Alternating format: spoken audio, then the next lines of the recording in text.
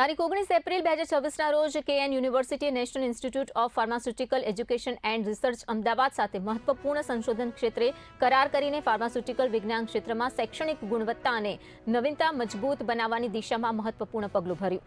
આ કરાર કેએન યુનિવર્સિટીના માનનીય કુલપતિ પ્રોફેસર ડોક્ટર વિજયકુમાર શ્રીવાસ્તવ અને એનએપેરના અમદાવાદના ડિરેક્ટર પ્રોફેસર શૈલેન્દ્ર સારાફ દ્વારા સત્તાવાર રીતે હસ્તાક્ષર કરવામાં આવ્યા છે. આ પ્રસંગે કેએન યુનિવર્સિટીના રજિસ્ટ્રાર આલોક કુમાર અને કેએન સ્કૂલ ઓફ ફાર્મસીના principal professor doctor Hiral Panchal ઉપસ્થિત રહ્યા હતા. કરારનો હેતુ સંયુક્ત સંશોધન પ્રવૃત્તિઓને પ્રોત્સાહન આપવા માટેનો, ફેકલ્ટી અને વિદ્યાર્થીઓ માટે એક્સચેન્જ કાર્યક્રમો શરૂ કરવો, આધુનિક સંશોધન સુવિધાઓ ઉપલબ્ધ કરાવી અને વિવિધ શૈક્ષણિક કાર્યક્રમો જેમ કે સેમિનાર, વર્કશોપ અને તાલીમનું આયોજન કરવામાં આવ્યું છે.